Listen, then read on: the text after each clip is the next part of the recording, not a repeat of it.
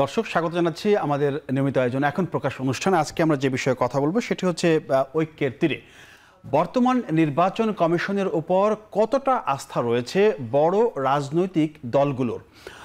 BNP আস্থার কথা জানালেও মাঝামাঝি অবস্থানে রয়েছে জামায়াতে ইসলামী, আর ভরসা করতে পারছে না এনসিপি। এমন অবস্থায় আসার খবর সংসদীয় সীমানা এবং তত্ত্বাবধায়ক সরকার ইস্যুতে একমত সব রাজনৈতিক দল। তবে তত্ত্বাবধায়ক সরকার গঠন প্রক্রিয়া নিয়ে ঐক্যমত্য হয়নি।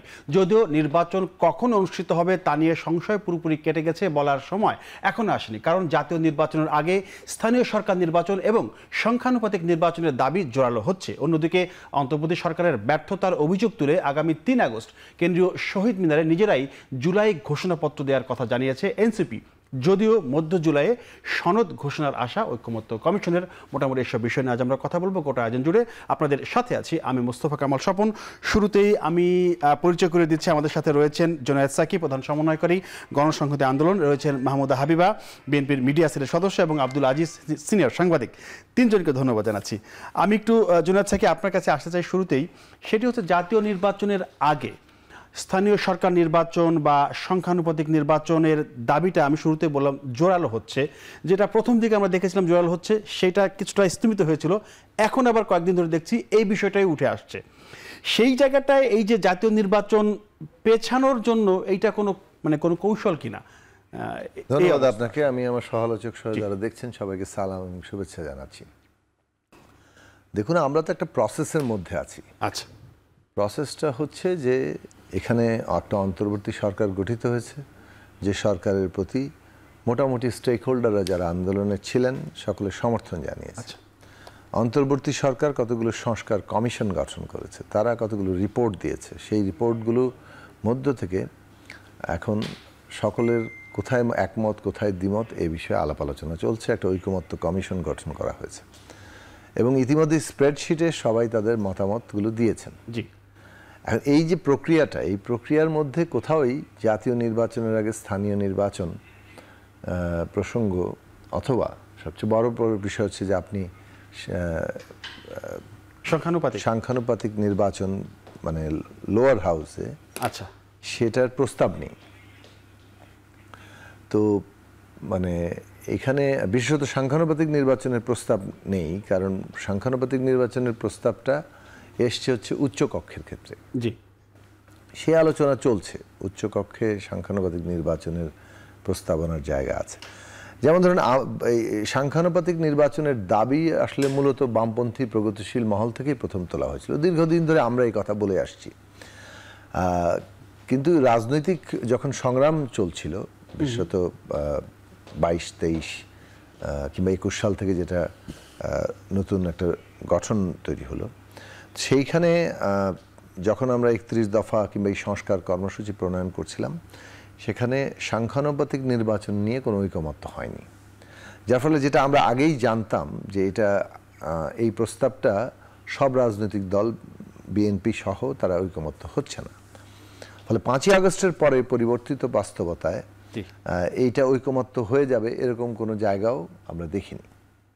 যার ফলে আমাদের প্রস্তাবের দিক থেকে আমরা কমিশনকে জানিয়েছিলাম যে আমরা মনে করি সংখ্যানুপাতিক নির্বাচন নিয়ে একটা জাতীয় কিংবা রাজনৈতিক ঐকমত্য গড়ে তোলা দরকার। তবে নিদেন পক্ষে আপার হাউসে যদি দ্বিকক্ষ বিশিষ্ট পার্লামেন্টের বিষয় নিয়ে সবাই আছে, সেইখানে সংখ্যানুপাতিক এখন হতে পারে। না হলে আপার হাউস করার কোনো অর্থ হয় না। এটা যদি রেপ্লিকা হয়ে যায় যে নিচে যা আপনার দল কি সংখ্যানুপাতিক পদ্ধতির পক্ষে না? আমরা এখন আপার হাউসের সংখ্যানুপাতিকের পক্ষে কথা বলছি। নিম্নকক্ষে সংখ্যানুপাতিকের প্রস্তাব নিয়ে এটা কোনো আনুষ্ঠানিক প্রস্তাব না। কয়েকটি রাজনৈতিক দল, তারা বিশেষত একটি রাজনৈতিক দল সমাবেশ ডেকেছে, কয়েকটি রাজনৈতিক দল সেখানে গিয়ে সংহতি জানিয়েছে, কিন্তু এটা কিন্তু এখন পর্যন্ত ওই প্রসেসের কোনো এজেন্ডা না। ফলে আপনি যেটা বলছেন যে এটা জোরদার হচ্ছে, বাইরে যদি জোরদারও হয় সেটা আসলে একটা ইলেকশন এজেন্ডা হতে পারে। ওইটা এখন আর সংস্কারের ঐকমত্যের এজেন্ডা না। আপনি বিষয়টা খেয়াল করবেন। মানে বিএনপি বাদে অন্যান্য সব দল কিন্তু বলছে, প্লিজ আগে ফোকাস করেন জায়গাটা আসলে কি। আচ্ছা, ধরুন ঐকমত্য কমিশন নিম্নকক্ষে সংখ্যানুপাতিক নির্বাচনের কোনো প্রস্তাবই করেনি, ওকে, তাহলে যে জাতীয় সনদটা হবে সেখানে সংখ্যানুপাতিক নির্বাচনের প্রশ্নে ঐকমত্যের প্রস্তাবই যেহেতু নেই, সেটার প্রসঙ্গটা এখানে আপাতত আলোচ্য হচ্ছে না। তবে যারা যারা সাংখ্যানুপাতিক নির্বাচনে ঠিক মনে করেন তারা তাদের ইলেকশন ম্যানিফেস্টোতে সেটা নিয়ে যেতে পারেন, নিয়ে গিয়ে জনগণ যদি তাদেরকে বিজয়ী করে তারা তাদের মতো সেটা করবেন। কাজেই এইটা আপনি যে বলছেন জোরদার হচ্ছে, জোরদার এটা ইলেকশনের জন্য হতে পারে, নট ফর দিস জাতীয় সনদ, এটা হচ্ছে ক্লিয়ার। বাট আপার হাউসে সংখ্যানুপাতিক মানে অর্থাৎ নিম্নকক্ষের যে নির্বাচনটা হবে সেইখানে মোট প্রাপ্ত ভোটের ভিত্তিতে আসন বন্টন, আচ্ছা এইটা হচ্ছে আপনার মানে একটা দাবি, এবং এটা প্রস্তাবও ঐকমত্য কমিশনের প্রস্তাব, তাই বেশিরভাগ রাজনৈতিক দল এটার সাথে একমত। সর্বশেষ বিএনপি বলেছে যদি আপার হাউসে সংবিধান সংশোধনের প্রশ্নটি বাধ্যতামূলক না করা হয়, মানে ওখানেও পাশ হওয়াটা, সেক্ষেত্রে তারা পিয়ার নিয়ে ভাবতে পারে আপার হাউসে। সো বিএনপিও কিন্তু একেবারে নাকচ করে দেয়নি, বিএনপি শর্ত সাপেক্ষে আপার হাউসে এখনো পিয়ারে মানে তারা ভাববে বলেছে, তার মানে হচ্ছে তারা একমত হতে পারে। এই জায়গা থেকে আপার হাউসের প্রশ্নটা, পিয়ারটা আপার হাউসের প্রশ্ন। আর লাস্ট স্থানীয় নির্বাচন, আমরা বাংলাদেশে একটা গণতান্ত্রিক উত্তরণে আছি। এই গণতান্ত্রিক উত্তরণের ব্যাপারটি হচ্ছে যে একটা এই রাষ্ট্র কাঠামো তার গণতান্ত্রিক পুনর্গঠন, এবং সেইখানে মৌলিক ক্ষমতা কাঠামোর কি পরিবর্তন হবে সেইটা সংবিধানে পাশ করা ইত্যাদি ইত্যাদি, এবং তার ভিত্তিতে রাষ্ট্রটা নতুন জায়গায় দাঁড়াবে। সেখানে আপনি স্থানীয় নির্বাচন, একটু পরীক্ষা টরীক্ষা করি, এগুলো সমস্ত প্রস্তাবনা আসলে পুরনো বন্দোবস্তের ধারাবাহিকতা অনুযায়ী প্রস্তাবনা। আমরা যে নতুন রাজনৈতিক বন্দোবস্তের প্রক্রিয়ায় আছি সেখানে স্থানীয় নির্বাচন এই মুহূর্তে কোনো এজেন্ডা না, এজেন্ডা হচ্ছে ন্যাশনাল ইলেকশন হইতে হবে। National election is a part of the reform, সংস্কারেরই একটা অংশ হচ্ছে জাতীয় নির্বাচন। এই কারণে যে জাতীয় নির্বাচনের মধ্য দিয়ে এই সংস্কারটা একটা রূপ পাবে, সম্পন্ন হবে, সাংবিধানিক জায়গায় যাবে, তারপরে আমাদেরকে বাকি যেগুলো বাস্তবায়নের মধ্যে দিয়ে একটা গণতান্ত্রিক বন্দোবস্ত যেতে হবে। কমিশনের যে সদস্য বদিউল্লাহ মজুমদার তিনি কিন্তু বলেছেন যে স্থানীয় সরকার নির্বাচন পরীক্ষামূলকভাবে কিছু জায়গায় হতে পারে জাতীয় নির্বাচনের আগে। কেউ একজন তো মতামত দিতে পারেন, আচ্ছা, কারণ মতামত দেওয়া মানেই কিন্তু এইটা নয় যে ঐকমত্য কমিশন যা বলবে সেটা অনুযায়ী সিদ্ধান্ত হবে, অথবা আমি জোনায়েদ সাকি যা বলবো, গণসংহতি যা বলবে, ইভেন বিএনপির মতো বড় রাজনৈতিক দলও যা বলবে সেটাতে হয়ে যাবে, ব্যাপারটা এরকম জায়গা নেই। আমরা একটা গণতান্ত্রিক প্রক্রিয়া আছি, ওখানে সর্বনিম্ন ঐকমত্য যা হবে তার ভিত্তিতেই কাজ হবে। আসবে আপনার কাছে যেতে চাই মাহমুদ হাবিব, আপনি একটু বলবেন যে যেমনটি বলছিলেন সাকিব ভাই যে উচ্চকক্ষে সংখ্যানুপাতিক নির্বাচনের যে বিষয়টা সেখানে আপনারা শর্ত দিয়েছেন, আর যে প্রশ্ন আমি তাকে করলাম যে স্থানীয় সরকার নির্বাচন বা সংখ্যানুপাতিক এই বিষয়ে আপনাদের অবস্থান আমরা জানি, তারপর আপনি একটু ব্যাখ্যা করবেন। ধন্যবাদ আপনাকে, আমি শুভেচ্ছা জানাচ্ছি আমার সম্মানিত সহ আলোচকদের এবং যারা শুনছেন আমাদেরকে তাদেরকে। জোনায়েদ সাকিব এত স্পষ্টভাবে এটার উত্তর দিয়েছেন, এত ক্লিয়ার করে বুঝিয়েছেন যে এটা আসলে আর অ্যাড করার কিছু নেই। আমি আমার দলের পক্ষ থেকে এইটুকু বলতে পারি যে বেসিক্যালি মানে লোকাল ইলেকশন আগে হওয়ার এখানে কোনো সুযোগ নাই। তার প্রধান কারণ হচ্ছে যেটা জোনায়েদ সাকিব ভাই বললেন, একইভাবে আমি বলছি যে আমরা কিন্তু এখন সংস্কারের একটা পদ্ধতিতে আছি, এবং গণতান্ত্রিক পদ্ধতিতে উত্তরণের যে রাস্তা সেটার জন্য আপনাকে কিন্তু অবশ্যই জাতীয় ইলেকশনটাই প্রথমে হতে হবে। জাতীয় ইলেকশনটাই যে এতদিন এই যে গত 8ই আগস্ট বলেন বা 5ই আগস্টের পরবর্তী যে সময়, এই দীর্ঘ সময়ের যে সংস্কার প্রসেস, এই যে ঐকমত্য কমিশনের মিটিং বলেন, 13টা সংস্কার কমিশনের প্রস্তাবনা বলেন, এগুলো যাচাই বাছাই করে রাজনৈতিক দলগুলো দিন রাত পরিশ্রম করে যেভাবে ঐকমত্যে আসার আপ্রাণ চেষ্টা করছেন, এগুলো সবগুলোকে রেটিফাই করার জায়গা কিন্তু সংসদ। এরপরে আপনি তারপরে তখন বাকি সব রেগুলার ইলেকশন, সেটা লোকাল গভর্নমেন্ট ইলেকশন মানে যা হয় যে লেয়ারে হতে পারে সেটা তখন করার এনাফ সুযোগ আছে। পরীক্ষামূলকই যদি হতে হয় সেটা জাতীয় নির্বাচন নয় কেন? এই হচ্ছে প্রথম কথা। দ্বিতীয় কথা হচ্ছে যে আপনি যেটা বললেন যে পিআর বিষয়টা হয়েছে কি জানেন, যে সিলেবাসেই নাই একটা বিষয়, আদৌ আপনাকে মানে আপনার অ্যাপ্লাইড ফিজিক্সই নাই, আপনি অ্যাপ্লাইড ফিজিক্স জেনে তো লাভ নাই আসলে, পরীক্ষা তো আপনাকে ওটাতে দিতে হবে না। ইলেকশন যত কাছাকাছি হবে রিয়ালিটি হচ্ছে তত নানা দলের নানা ধরনের মতামত চলে আসবে, এই তারা নানা ধরনের নতুন প্রস্তাবনা আনতে থাকবেন। কিন্তু দেখুন আপনি যে জুলাই সনদ নিয়ে কথাটা বললেন বা যেটা নিয়েই বললেন, ঐকমত্য কমিশনের আসলে কাজটা কি?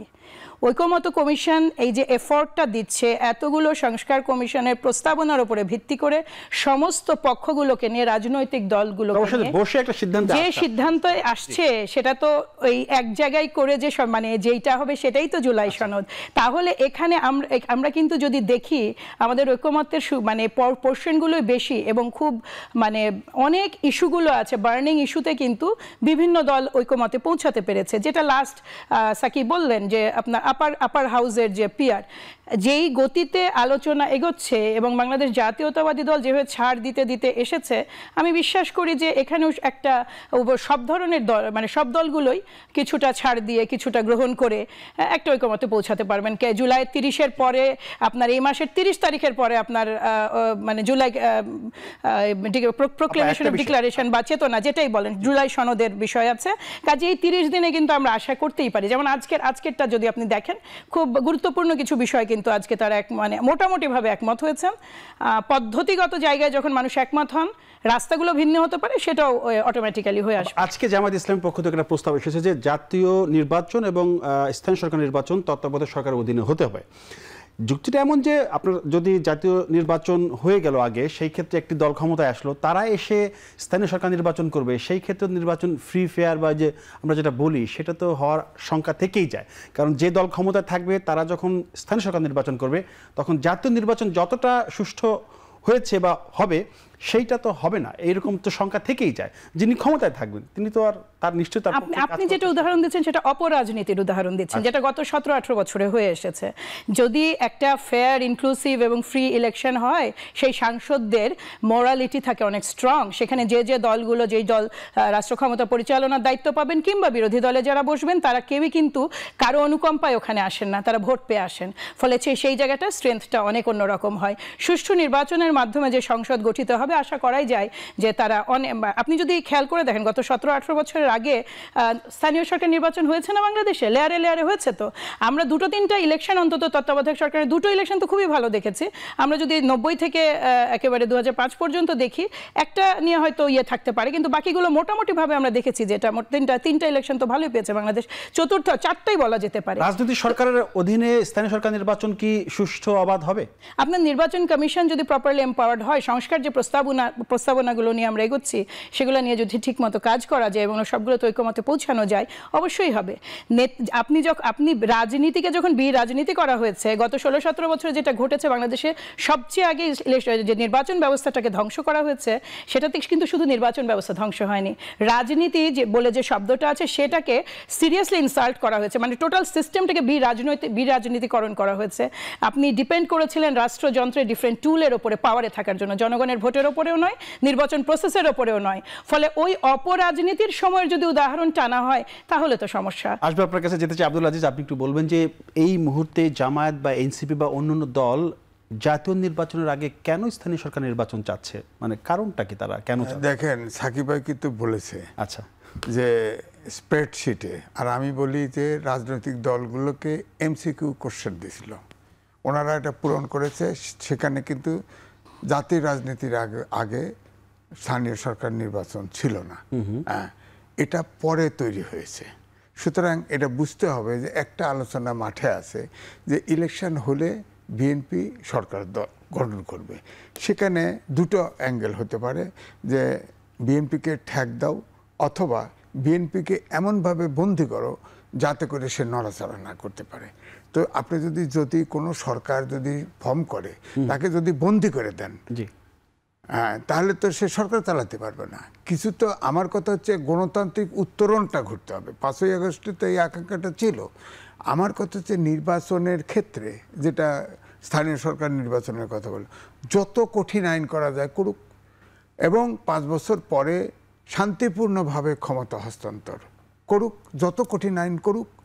এর বাইরে যে সংস্কারগুলি আছে সেটা প্রত্যেকটা দল, ধরেন সাকিবের দলের নীতি আদর্শ, গণসংহতি আন্দোলন, সরি গণসংহতি আন্দোলন, আচ্ছা, প্রধান সমন্বয়কারী,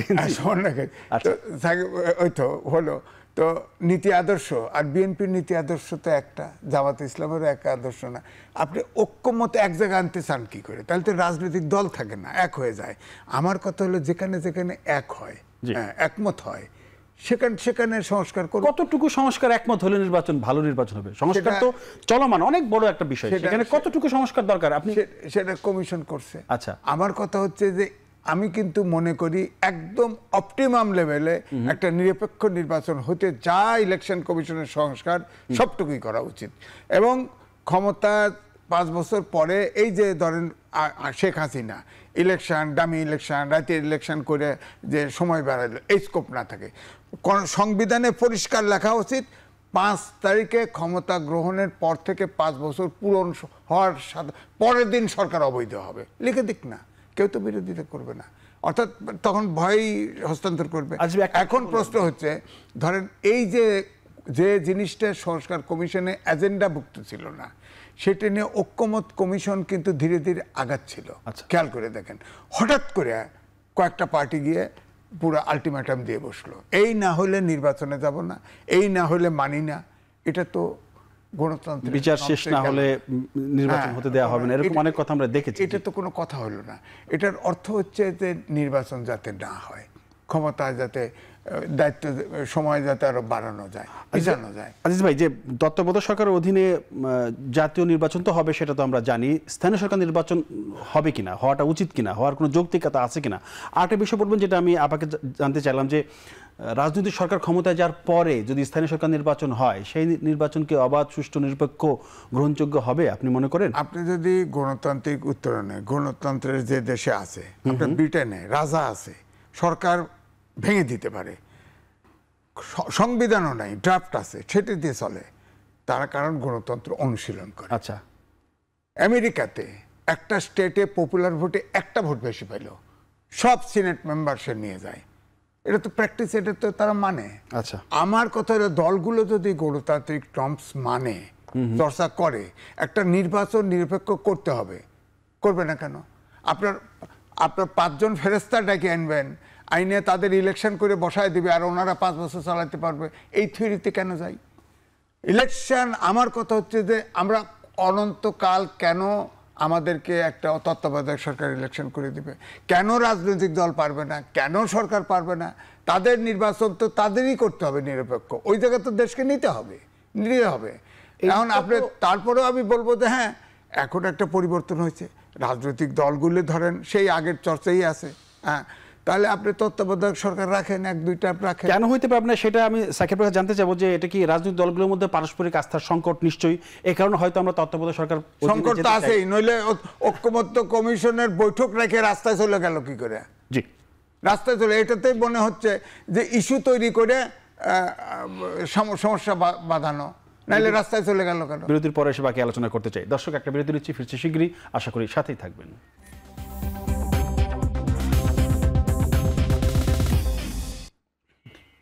দর্শক, বিরতির পর আবার আমরা ফিল্ম আমাদের আলোচনা, আমরা কথা বলছিলাম ঐক্যের তীরে। আমি আবার যেতে চাই গণসংহতির প্রধান সমন্বয়কারী জুনায়েদ সাকি আপনার কাছে। সেটি হচ্ছে যে তত্ত্বাবধায়ক সরকার ব্যবস্থা এবং সংসদীয় সীমানা নিয়ে আজকে দেখলাম যে ব্রিফিং হলো, সেখানে সব রাজনৈতিক দল একমত। তত্ত্বাবধায়ক সরকার কিভাবে গঠন হবে সে বিষয়ে কিন্তু এখনো কেউ একমত হতে পারে নাই। এখানে কিছু ঐক্যমত দরকার, বা সেগুলো এখনো হয়নি। প্রশ্ন হচ্ছে যে, যেমনটি বলছিলেন আজিজ ভাই, যে তত্ত্বাবধায়ক সরকার ব্যবস্থার যে দরকারটা কেন হচ্ছে, সেটা কি রাজনৈতিক দলগুলোর মধ্যে পারস্পরিক আস্থার সংকট নেই দেখেই তো এই পদ্ধতি এসেছে? আর যদি সংকট না থাকতো তাহলে তো নিশ্চয়ই একটা সরকারের অধীনে আপনারা নির্বাচন করতেন। এই জায়গাটা একটু ব্যাখ্যা করবেন।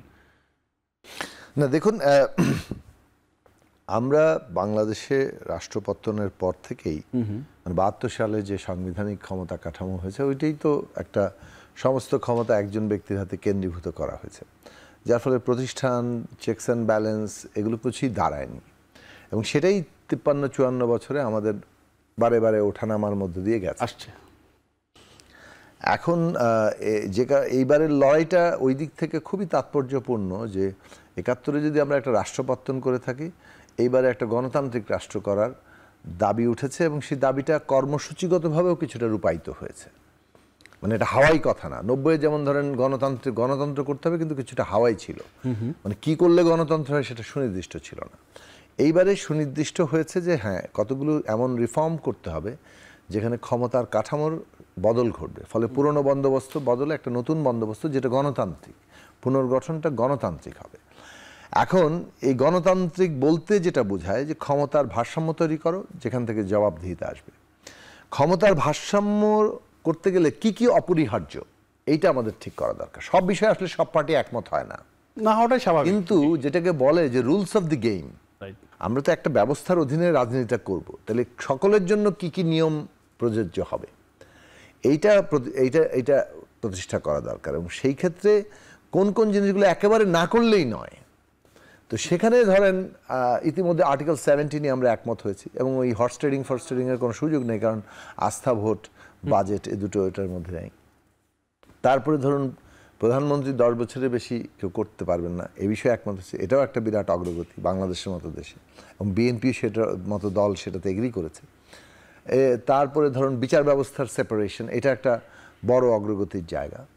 এখন দুটো প্রসঙ্গ নিয়ে খুব সিরিয়াসলি আলোচনা চলছে, সেটা হচ্ছে আপার হাউসে পিআর, যেখানে সংবিধান সংশোধনের প্রশ্নটি থাকবে, যদিও সিম্পল মেজরিটিতে 1% আবার থ্রেশহোল্ড থাকবে, 1%-এর নিচে ভোট পেলে আর আপনি আপার হাউসে যেতে পারছেন না।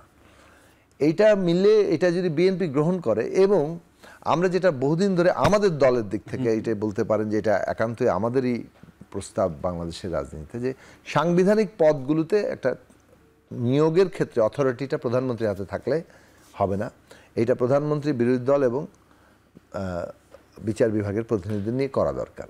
সেটার কাঠামোর বদল ঘটানো যেতে পারে, কিন্তু সরকার এবং বিরোধী দলকে থাকতে হবে, এটা মাস্ট। আর কাকে নিয়ে করবেন, এখন ধরুন সব প্রতিষ্ঠানে না হলে অন্তত একটা দুটো দিয়ে শুরু করা যায়। নির্বাচন কমিশন, পাবলিক সার্ভিস কমিশন, দুটো জায়গা আমরা মনে করি যে রাষ্ট্রের গঠনের জন্য খুব গুরুত্বপূর্ণ। একটা হচ্ছে ভোট এনশিওর করা, একটা হচ্ছে রাষ্ট্র যাতে কর্মকর্তারা দলীয়কৃত না হয়। দুটো জায়গার নিয়োগ যদি সরকার বিরোধী দল মিলে দেয়, তাহলে আপনি দেখেন যে প্রশ্নটা তুলেছেন, তত্ত্বাবধায়কের অধীনে স্থানীয় সরকার করতে হবে কিনা।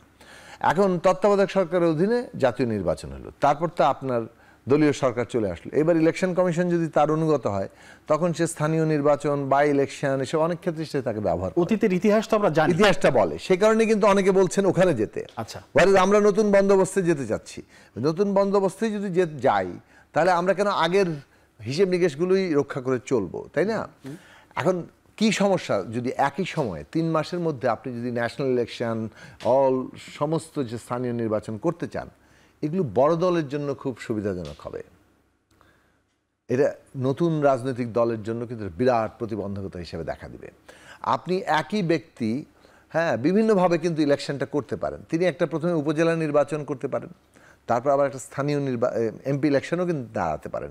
বিশেষত বিকাশমান পার্টিগুলোর জন্য কিন্তু এই ধরনের ট্রায়াল অ্যান্ড এররের মধ্যে যেতে হবে, তাকে নানান রকম কি বলে যে পরীক্ষা নিরীক্ষার মধ্যে দিয়ে যেতে হয়, জনগণের আস্থা অর্জন করতে হয়, তার ইস্যুগুলো তুলে ধরতে হয় তাকে। এখন এই কোনো কিছুই দেখা যাবে থাকবে না। অন্যদিকে আরেকটা গণতান্ত্রিক দেশে খুব গুরুত্বপূর্ণ হচ্ছে মিড টার্ম ইলেকশন, মিড টার্মে আপনার সরকারের একটা চলে, অ্যাসেসমেন্ট হয়। তো স্থানীয় নির্বাচন যখন মধ্যবর্তী সময় হয়, তখন ওইটা কিন্তু এক ধরনের একটা গভর্নমেন্টের অ্যাসেসমেন্ট হয়। তো এগুলো সব উবে যাবে, যে পাইলো 3 মাসের মধ্যে সব রাষ্ট্রের ক্ষমতা পাইলো, তারপর যে 5 বছর ধরে ছড়ি ঘুরাবে। এখন জিনিসটা হচ্ছে যে আমরা ওই কারণেই বলেছি যে অন্তত ইলেকশন কমিশন যদি সরকার বিরোধী দলের নিয়োগ দেয়, তাহলে আর এই যে স্থানীয় নির্বাচন নিয়ে যে আশঙ্কাটা সেটা থাকে না। ফলে এই প্রশ্নগুলো যখন বিএনপির মতো দলও, আমরা বলছি যে বিএনপি একটা ইম্পর্টেন্ট ফ্যাক্টর এই কারণে যে অনেকগুলো প্রশ্নে তাদের একমত হওয়ার প্রসঙ্গটা যুক্ত হয়ে গেছে। এখন এইখানে আমরা এই দাবিগুলো নিয়ে লড়ছি, বিএনপি সাথে কোনো জায়গায় বিএনপি ভিন্ন মত পোষণ করছে। এখানে যদি ঐকমত্য হয়, তাহলে বাংলাদেশে একটা মোটামুটি বলতে পারেন যে গণতন্ত্র প্রতিষ্ঠার জন্য, চেকস অ্যান্ড ব্যালেন্সের জন্য একটা অপরিহার্য যে শর্তগুলো, সেগুলো আমরা পূরণ করছি। সেইটার পরে এটা রুলস অফ দি গেম। এরপরেও কিন্তু অনেক ইস্যুজ আছে, শাসনতন্ত্রের ক্ষেত্রে, অর্থনীতির ক্ষেত্রে, সংস্কৃতির ক্ষেত্রে, জীবনযাপনের ক্ষেত্রে। রাজনীতি তো খালি কয়েকটা পার্লামেন্ট কেমনে চলবে তা না, মানুষের ভাগ্যের পরিবর্তন কিভাবে হবে, কে কোন অবস্থান নেন, আপনি কার স্বার্থ প্রতিনিধিত্ব করেন, সেটা গুরুত্বপূর্ণ প্রশ্ন। সেই জায়গাগুলোতে আমরা তো ওইখানে তো আর বসে একমত হওয়ার কিছু নেই, ওটা তো যার যার আদর্শ ভিত্তিক হবে। ফলে ওই যে জায়গাগুলো, ওখানে আমাদের যাওয়া দরকার। এখন যে প্রশ্নগুলো তোলা হচ্ছে,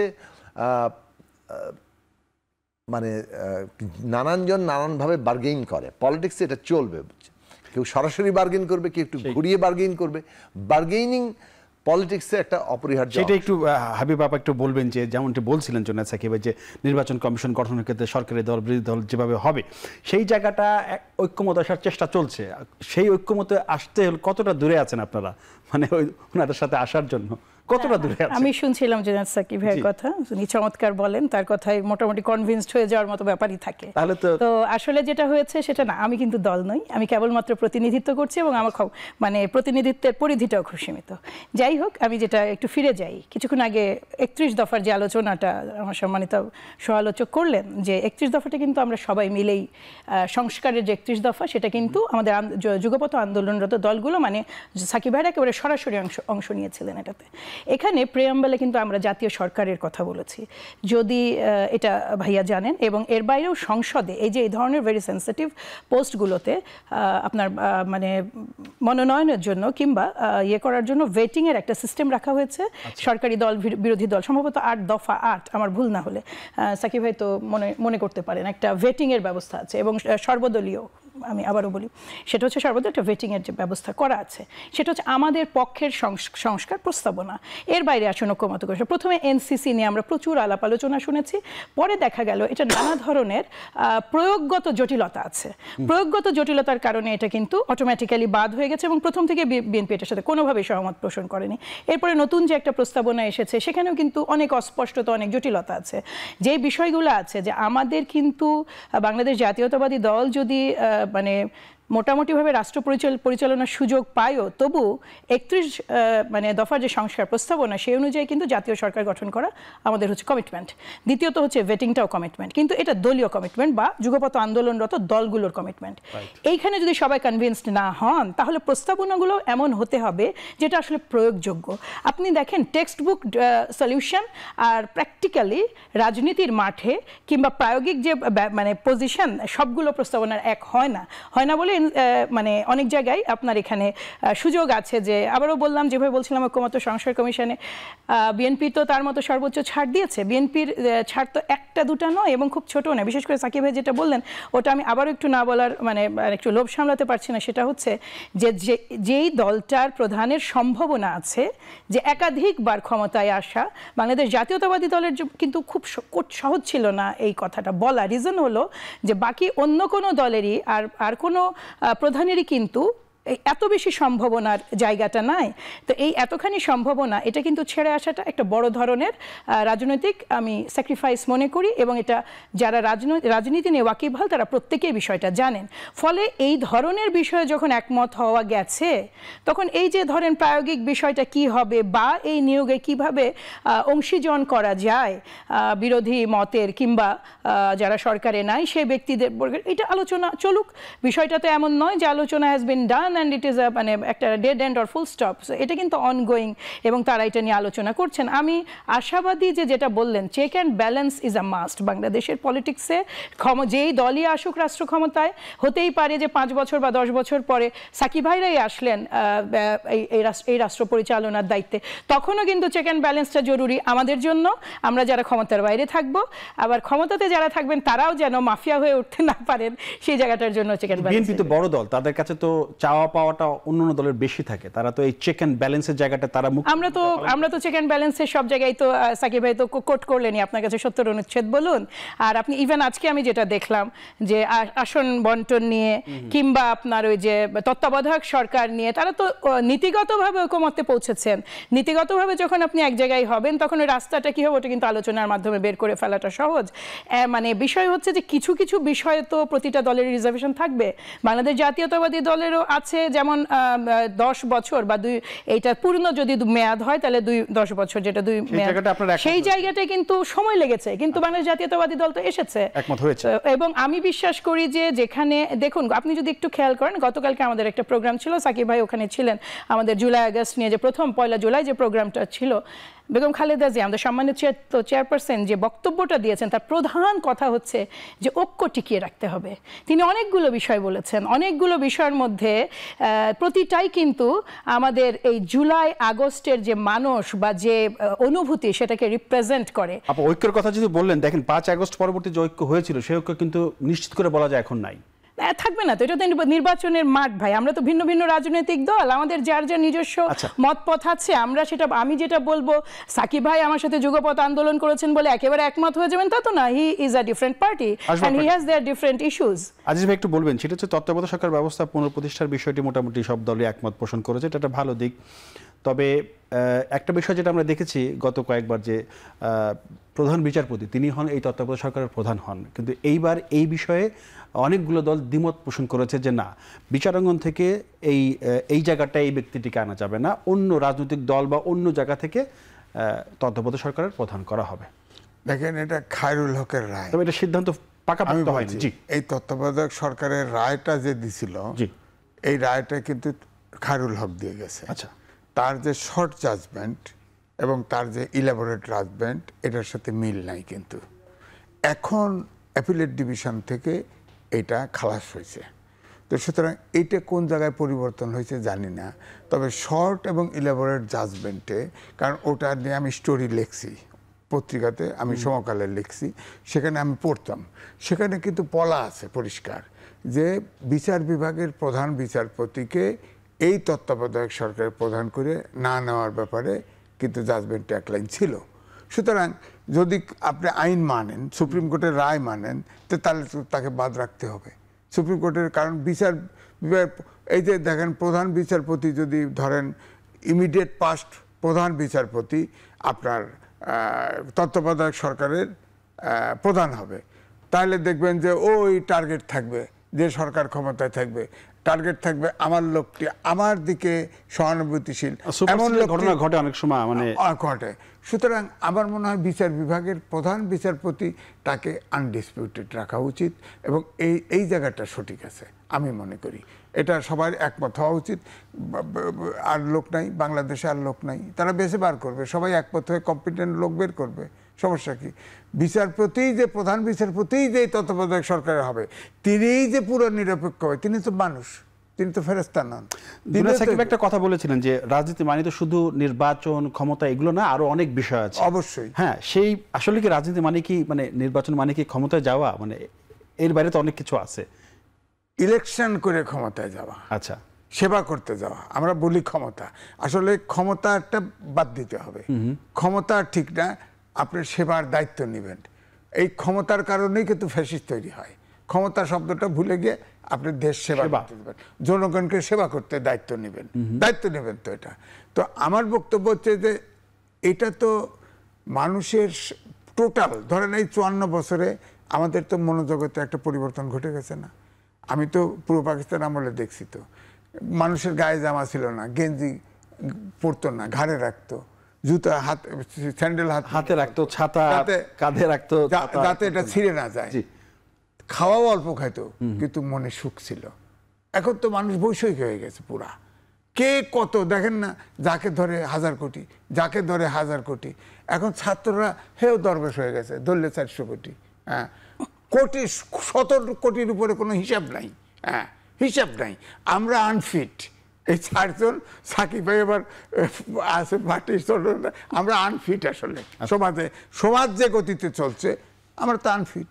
তো এই জন্য আমি বলছি যে এটাকে রোধ করতে হলে আসলে বনজগতেরও তো পরিবর্তন লাগবে।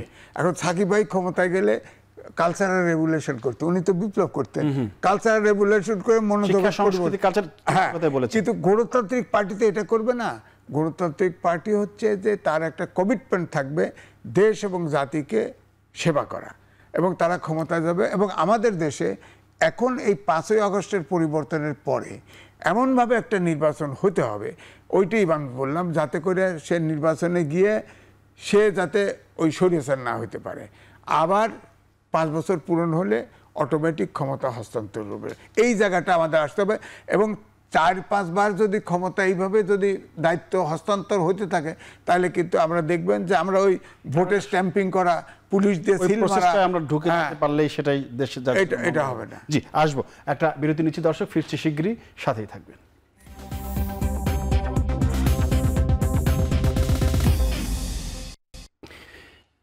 বিরতির পর আবার স্বাগত জানাচ্ছি আমাদের নিয়মিত আয়োজন এখন প্রকাশ। আমরা কথা বলছিলাম ঐক্যের তীরে। আমি আবার যেতে চাই জুনায়েদ সাকি আপনার কাছে। সেটি হচ্ছে যে এনসিপি দু একদিন আগে একটা ঘোষণা দিয়েছে যে মানে সরকারের ব্যর্থতার অভিযোগ এনে তারা বলেছে যে তারা 3 আগস্ট কেন্দ্রীয় শহীদ মিনারে গিয়ে জুলাই সনদপত্র ঘোষণা করবে। প্রশ্ন হচ্ছে যে ধরেন এইটা রাষ্ট্রীয় কাঠামোয় যদি এরকম ঘোষণা না আসে, সেক্ষেত্রে একটি দল যদি এরকম একটি ঘোষণা দেয়, সেইটার যৌক্তিকতা বা আইনি ভিত্তি কতটা থাকে? দেখুন, এটা তো মানে এনসিপি যারা গঠন করেছেন তারাই তো আসলে মূলত একভাবে ওই মুহূর্তে বৈষম্য বিরোধী ছাত্র আন্দোলনের যারা প্রতিনিধি ছিলেন তাদের মধ্যে এনারা হচ্ছেন কি বলে যে এরাই এক ধরনের নিয়ন্ত্রণের জায়গায় ছিল। এরাই বৈষম্য বিরোধী আন্দোলনের মানে একমাত্র প্রতিনিধি। সেটা হয়তো ঠিক না, আরো অনেকেই আছেন, কিন্তু নিয়ন্ত্রণের জায়গায় এরাই ছিলেন, নেতৃত্বের জায়গাও বলতে পারেন।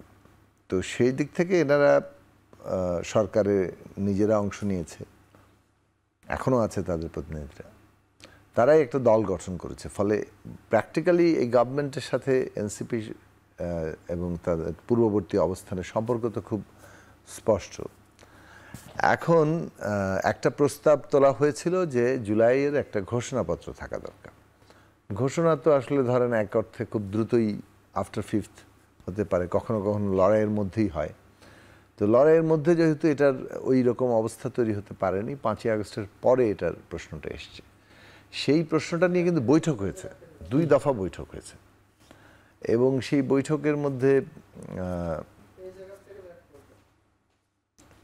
মানে কারেকশনস দেওয়া, মতামত দেওয়া, সেটারও সময় দেওয়া হয়েছিল, সবাই মতামত দিয়েছেন।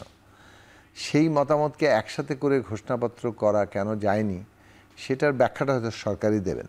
ডক্টর আলিয়াস বলেছেন মধ্য জুলাই সেটা করবেন, আজকে বলেছেন না, মধ্য জুলাই উনি জাতীয় চেষ্টা করবেন। হ্যাঁ, জাতীয় জি, ঘোষণাপত্র আর সনদ আলাদা। জি, সনদটা অনেকটা জাতীয় সনদ, আর ওটা জুলাই ঘোষণাপত্র মানে হচ্ছে যে মুভমেন্টের পক্ষ থেকে একটা ডিক্লারেশনের চেয়ে এটা একটা মানে এইটা ঠিক মানে একটা ঘোষণাপত্র যেটা একটা পলিটিক্যাল সমঝোতা বলতে পারেন, কিংবা একটা লক্ষ্য নির্ধারণ করা বলতে পারেন। এখন ওইটার আইনি ভিত্তি কি রূপ নিত সেটা পরবর্তী প্রশ্ন। আচ্ছা, কিন্তু সবাই মিলে একটা দেওয়ার এমনি একটা বড় ধরনের রাজনৈতিক নৈতিক ভিত্তি তৈরি হয়, তারপরে সেটা লিগ্যাল জায়গায় যাওয়ার মতো অবস্থাটাও পরবর্তী সেটাই যে একটি দল বা সবাই মিলে দিলে হতে পারতো। কিন্তু এখন একটি দল দেওয়া মানে প্রত্যেকেরই তো জুলাই ঘোষণা আছে। আচ্ছা, মানে কেউ মানে আংশিকভাবে দিয়েছে, কেউ মানে আরো স্পষ্ট করে পূর্ণাঙ্গভাবে দিয়েছে। এখন ওরা একটা ঘোষণা দিলে আরো প্রত্যেক দলই তো নিজ নিজ জুলাইয়ের ঘোষণা তারা দিতে পারে, অর্থাৎ জুলাই আন্দোলনের যে আকাঙ্ক্ষা সেটাকে রূপায়িত করাই তো সেটাকে সবাই মিলে দিলে যে আইনি ভিত্তি হয়, আলাদা আলাদা দলগতভাবে দিলে তো সেটা হবে না। কিন্তু প্রত্যেকের দলের ওটা একটা ম্যানিফেস্টোর পার্ট হতে পারে, কিংবা তাদের একটা পয়েন্ট অফ রেফারেন্স হতে পারে যেখান থেকে সে কথা বলা শুরু করবে রাজনীতিতে। সো ব্যাক টু দি আগের আলোচনায়, এটা কিভাবে হবে, এটা আমি মনে করি যে আমরা মনে করি সরকারের কাছেই বলেই কোর্টেই বলটা আছে, কারণ সবাই কিন্তু তার মতামত দিয়েছে। আমাদের দল কিংবা ইভেন আমার যতটা জানা যে বিএনপিও তাদের মতামত দিয়েছে। ফলে এই মতামতকে এক করা যাচ্ছে না। আচ্ছা, না কি সমস্যা সেটা তো তারা বলবে। আচ্ছা, এটা 1 নম্বর দিক। আমরা এখন যে খুব বড় জায়গাটাতে আছি, যে আগের তর্কটা যেটা বলছিলাম যে সাংবিধানিক পদে আপনার একটা সাংবিধানিক কমিশন কিংবা একটা কমিটি গঠন যেখানে সরকার এবং বিরোধী দল থাকবে, এইটা খুব স্পষ্ট করা। এখানে বিএনপির প্রস্তাবনা 31 দফায় সেখানে ছিল হচ্ছে আপনার এটাকে বলে যে পার্লামেন্টারি যে স্ট্যান্ডিং কমিটি হয় তার ভেটিং। আচ্ছা, মানে পার্লামেন্টারি স্ট্যান্ডিং কমিটির কাছে ভেটিং করবে, অর্থাৎ যার নামগুলো আসবে সেগুলো একটা ভেটিং হবে। আমাদের প্রস্তাবটা হচ্ছে নিয়োগের অথরিটি, ভেটিং না। কিন্তু ভেটিং, সার্চ কমিটি, অনেক কিছু আপনি করতে পারেন, কিন্তু আলটিমেটলি যদি প্রাইম মিনিস্টার একা এটা নিয়োগের অথরিটি হন, ওই জায়গাটা আপনারা তাহলে আপনি দেখবেন যে ছাকনিগুলোকে নিজের মতো করে নিয়ে আসতেছেন, খুঁজে খাইজে আপনার 20টা পার্টি দিয়ে কৌশল করে ঠিকই নিজের লোক বাইর করে নেবে, এটা আমরা দেখেছি।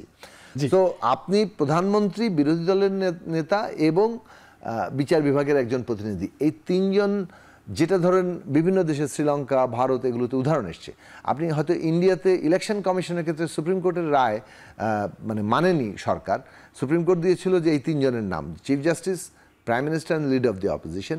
বিজেপি পার্লামেন্টে গিয়ে সেটা করলো prime minister, leader of the opposition and one union minister, chief জাস্টিসকে বাদ রেখেছে।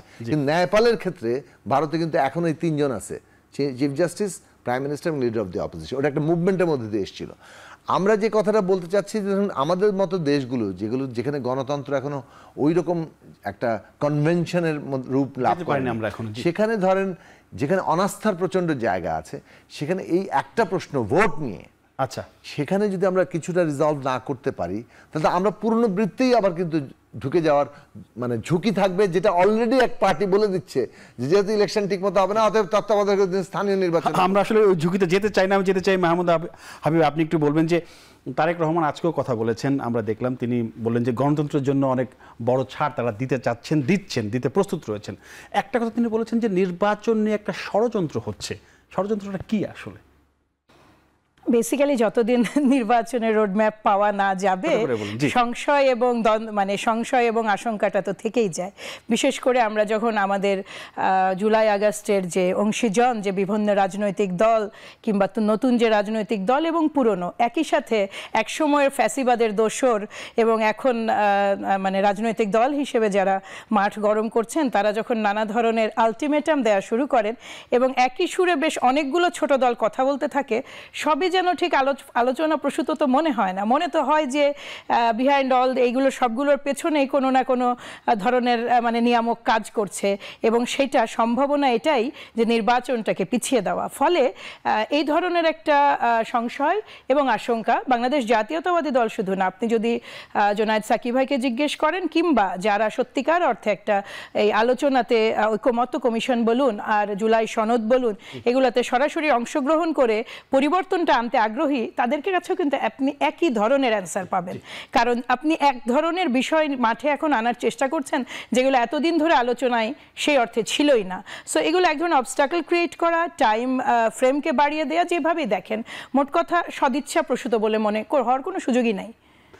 ধন্যবাদ। আমি একটু যেতে চাই আব্দুল আজিজ, ছোট করে একটু বলবেন সেটি যে সংস্কার না করে যদি এই যে আপনার নির্বাচন ব্যবস্থা, সাকিব ভাই বলেন গণতন্ত্রের যে বিকাশ, নির্বাচন কমিশন, ভোটাধিকার, কথা বলার স্বাধীনতা, এগুলো কি টেকসই হবে যদি সংস্কার তো হচ্ছে? সংস্কার যদি না হয় বলবো কেন? জি, এখন সংস্কারে আপনারা ঐক্যমত কমিশনে বসছেন, 31 দফা বিএনপি যে জমা দিচ্ছে, এটা বিএনপির না, কিন্তু এটা সব দলের সাথে, তাদের সাথে যারা বিএনপির সাথে যাচ্ছে সব দলের সাথে আলোচনা করে করছে 31 দফা। সাকিব ভাই ওর ভিতরে ওখানে মতামত দিছিল। এখন এই 31 দফার সাথে যে দলগুলো ছিল তারা একমত হবে না কেন? তারা তো রাজনৈতিক দল, নেতা, তারা যেটাতে এগ্রি করছে সেখানে তো একমত থাকতে হয়। 1, 2, ঐক্যমত কমিশনে বসে আলোচনা হচ্ছে। 31 দফার বাইরে আছে, তারা তো 31 দফা অনেক দল তো না, আমি বলছি তারা ঐক্যমত কমিশনে তো বসছে। তারা তো 30 সেকেন্ড দিতে হবে একটু, ঠিক আছে। তারা তো আপনার আলোচনায় ছিল, আলোচনা ঐক্যমত আগাচ্ছিল, মাঝখানে টেবিল ছেড়ে যে আলটিমেটাম দিল কেন? এটা তো ঐক্য করার নেশা না। আবার যে ইলেকশনের কথা বলছেন, দেখেন আমেরিকার ফরেন মিনিস্টারের সাথে কথা বলছি টেলিফোনে, ডক্টর মোহাম্মদ ইউনুস, তিনি বলছেন যে 26 সালের প্রথমার্ধে নির্বাচন হবে। আবার ইলেকশন কমিশনার দেখা করলো, চিফ ইলেকশন কমিশন, 1-to-1 কথা বললো সারা দেশের। এটা ইলেকশন কমিশন কি পরে আবার গেছে দেখা করতে, কয় যে এটা করতে গেছে, সৌজন্য সাক্ষাৎ করতে। বলেন ইলেকশন কমিশন কি দোস্তি করতে জন্য চিফ অ্যাডভাইজারের কাছে যায়? তারপরে আবার ইলেকশন কমিশন বলছে যে আমরা ফেব্রুয়ারি এবং জুনকে ধরে প্রিপারেশন নিচ্ছি। তো ধন্যবাদ। আমি সাকিব 30 সেকেন্ড। আমি শুধু একটা বিষয় ক্লিয়ার করতে চাই যে বিএনপি এবং গণতন্ত্র মঞ্চের 31 দফার মধ্যে কয়েকটা পয়েন্টে পার্থক্য আছে। তার মধ্যে এইটা হচ্ছে একটা পার্থক্যের জায়গা। সাংবিধানিক পদে সাংবিধানিক কমিশনের মাধ্যমে নিয়োগ ছিল আমাদের জায়গা, বিএনপির প্রস্তাব ছিল পার্লামেন্টারি কমিটির ভেটিং। সো কতগুলো পয়েন্টে কিন্তু পার্থক্য ছিল। আমরা এটাতেই একমত হয়েছিলাম যে আমরা 31 দফা দেব, কিন্তু যে কয়টা প্রশ্নে আমরা একমত হতে পারছি না সেটা আলাদা আলাদা জায়গায় থাকবে। ফলে অনেক বিষয়ে একমত না হওয়াটা সেটা আরেকদিন আলোচনা হবে আমাদের জন্য। আপনাকে অসংখ্য ধন্যবাদ জানাচ্ছি মাহমুদ হাবিবা এবং আব্দুল আজিজ, তিনজনকে ধন্যবাদ জানাচ্ছি। দর্শক, আজ অনুষ্ঠানে একদম শেষ পর্যায়ে, আগামীতে নতুন কোনো বিষয় নিয়ে কথা বলবো। সে পর্যন্ত সবাই ভালো থাকবেন, নিরাপদে থাকবেন। সবাইকে ধন্যবাদ, শুভরাত্রি।